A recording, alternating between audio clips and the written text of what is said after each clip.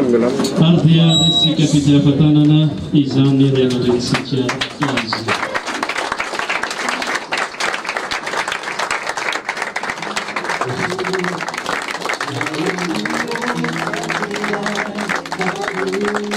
izay mangina volamena hoy ny razantsika malagasy vao koa ny andro anginana ary ao koa ny andro itenenana hoy ny soratra masina mpitoroteny toko fahatelo andinin'ny fahafito tapany faharoa amin'ny anaran'ny fiangonana apokalipsy eto Madagasikara amin'ny anaran'ireo pastera rehetra eto Madagasikara dia manao izao fanambarana izao izahay voalohany manoloana ny toetra rahapirenena misy eto Madagasikara rehefa nandinika ny fiazakazan'ny fifanoherana eo amin'ny tondra fanjakana sy nietsiky ny fanovana tarin'ireo solombavam-bahoaka 770 dia hita sy tsapa fa miaenjana sy mialalina ny elanelana misy ny mpifanandrina rotota ka mampanahy be ihany ny mety sy ny fifandonana hiteraka korotana izay mety afara amin'ny ramandrika sy ny fatyolona indray noho izany ny fiangonana apokalipsy eto Madagasikara dia manao izao fanambarana izao voalohany makasitraka ny fampihavanana ataon'ireo ray aman-dreny FFKM izahay ary mampahery azy sy mitondram-bavaka izany mba ho vita soa tsara misaotra azy ireo amin'ny fandraisana anjara amin'ny fandaminana ny rahapirenena eto Madagasikara satria izahay fiangonana apokalipsy dia matsapa fa ady ara-panahy no misy eto amin'ny firenena amin'izao fotoana izao ka tsisy hahava sy ahita vaolana amin'ny oady io afa-tsy ny fiangonana irery ihany noho izany dia manao antsoavo amin'ny fiangonana rehetra tsy misy akanavakavaka ny fiangonana apokalipsy mba hifampitondram-bavaka izao fampihavanana ataon'ny FFKM izao indrindra fa isika fiangonana zandriny rehetra satria hoy ny oabolatsika malagasy hoe mananjoky afakolateny izay mananjandry afakolanetana mba hihainon'Andriamanitra ny fivavakantsika ka ivoana amin'izao toetra raha sarotra andalovan'ny firenentsika izao izao ny voasoratra amin'ny Estera toko 9:9 fa ataoko ahoana no fijery ny loza anjon'ny fireneko ary ataoko ahoana ny fijery ny fandringanana ny havako faharoa ny fiangonana apokalipsy eto Madagasikara dia tsy mankasitraka velively ny sy ny ramandrika sy ny fatyolona intsony eto Madagasikara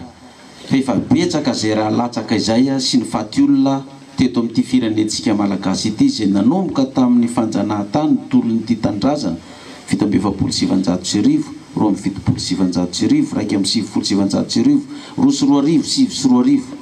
isika no firenena fahadimy amin'ny farany amin'ny fahantrana eran'izao tontolo izao fa toa tsy nampandroso ny firenentsika akory ny raha latsaka sy ny fatyolona ireny satria ny androsoan'ity firenena ity sy ny ialany amin'ny fahantrana ary izao fitangany vitim-piainana izao no antony toloman'ireo razantsika malagasy ireo ka namoizana ny ainy nefa hatramo izao dia mbola tsy afabe isika eo anatren'izao fahantrana izao fa vao mainka milentika hatrany no ny adala politika eto Madagasikara izay tsisy fiafarana fahatelo ny fiangonana apokalipsy eto Madagasikara dia tsy mankasitraka koa ny fifampiantsiana ady miteraka ramandrika sy fatyolona eto Madagasikara na avy amin'iza izany noho izany dia manao antsoavo mba hifanantonan'ireo mpifanandrina ara-politika mba hifandinika haingana dia haingana andatabatra boribory ka hifandefitra sy hikatsaka ny tombotsoa ambonin'ny firenena ary hampanjaka ny sotoavana malagasy dia ny fihavanana fahaefatra ny fiangonana apokalipsy dia tahaka ireo filoham-pirenena teo aloha ny filoha Ratsiraka ny filoha Ravalomanana ny filoha Rajoelina izay vao nanao fanambarana farany teo fa tsy mankasitraka velively ny fanonganam-panjakana na avy aiza na inona antony dia toraka izany koa ny fiangonana apokalipsy dia tsy mankasitraka ny fanonganam-panjakana koa tahaka ireo filoha teo aloha telo ireo izay vao nitanisana teo profon'izany na dia teo azy ireo faminaniana maro nambarako mialohan'ny fionganan'ireo mpitondra teo aloha ireo dia tsy isany nanao ampiasaman'ny profesora Zafy Albert izahay tamin'ny taona 1970 satria tsy nanana solombavam-bahoaka na dia iray akory aza tamin'izany tsy isany nanao ampiasama azafady tsy isany ireo olona nidina an-dalambe koa zay tamin'ny taona roa sy roa arivo tamin'ny fanonganana ny filoratsiraka izay nidiran'ny filora valomanana nanaraka azy. Fa mbola tsy isan'ireo vahoaka nidina an-dalambe koa zahay tamin'ny taona 7 sy roa arivo tamin'ny nanonganana ny filora valomanana izay nidiran'ny filohan'ny Rajoelina taorianan'izany. Eny, ary na dia nisy koa zany fanonganam-panjakana tamin'ireny fitondrana tetezamita ireny, dia tsy isany nandray anjara tamin'ireny ny fiangonana apokalipsy eto Madagasikara. Noho izany, ny fiangonana apokalipsy dia tsy makasitraka ny fanonganam-panjakana tahaka ireo filoha telo, filoratsiraka Ravalomanana, ny filohan'ny Rajoelina teo aloha ireo ihany, na iza hitondra firenena eto Madagasikara ary tsy handray anjara amin'izany na iza ho filoha ho voafidim-bahoaka ho lany eo hitondra ity firenena malagasy ity. Farany dia manao antso avy amin'ireo mpifanarana ara-politika sy ny malagasy rehetra eto Madagasikara izay fiangonana rehetra mba hifampidinika haingana dia haingana eo an-databatra boribory mba hijery vahaolana amin'izao toe-draharaha izay hita fa tsy hitondra soan'ny vahoaka malagasy ny firenena malagasy izao, ary miangavy ny rotota mba tsy fampiziriziry fa hiezaka hampandefitra izay mety ho ambo politika ka hijery ny tombontsoan'ny vahoaka sy ny firenena malagasy dia ny fihavanana izany. Raha ny fialan'ny filoha perinasa no mety hisy ny vahaolana haingana amin'izao raharaha sarotra izao, dia miangavy ny FFKM izay efa manao ny fampihavanana mba handresy lahatra azy hametram-pialana tsy hitondra intsony ny firenena malagasy, mba tsy hiverenany raha mandrika sy ny faty olona intsony mba azahoantsika manomana ny fifidianana haingana, satria efa volana sisa no isaina amin'ny fehim-potoana hipetrahan'ny filoha Rajaonarimampianina eo amin'ny fitondrana. Raha toa ka tsy afaka hiala ny filoha perinasa fa hiandriny ny fotoana fametraha-pialana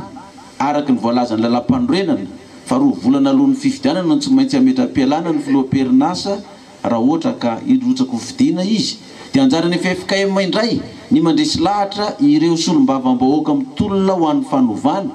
mba hiandry ny fotoana fohy fametraha-pialan'ny filoha Hery Rajaonarimampianina. Raha sanatria ka tsy hisy ny vahaolana amin'ireo fampihavanana ataon'ireo ray aman-dreny am-panahy ireo dia miangavy ny tafika izahay handray ny andraikiny amin'ny fandaminana amin'izay izao raharaha-pirenena izao, fa ianareo no tandroka ary nivozona sy kitro hifaran'ny firenena sy ny vahoaka malagasy rehetra, dia tsy mbola hatongavany vahiny eto indray, satria dia efa mahita antsika efa tonga eto ireo vahiny ireo handamina ny olontsika samy gasy, satria dia mahamenatra ny mieritreritra fa tsy vitany gasy samy gasy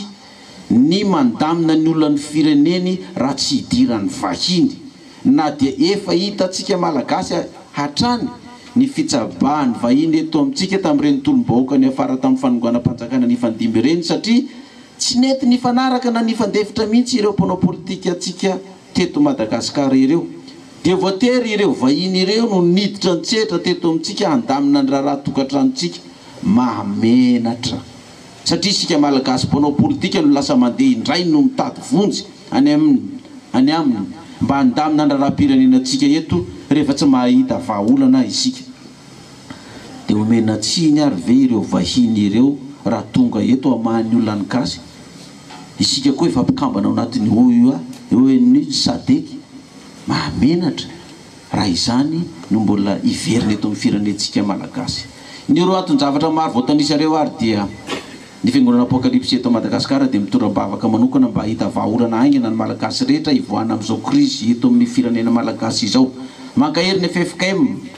sy mitondra-bavaka azy ireo mba homena Andriamanitra ny fanahy masina, mba hanolotsaina azy ireo amin'ny dinika hifanaovana amin'ny rotota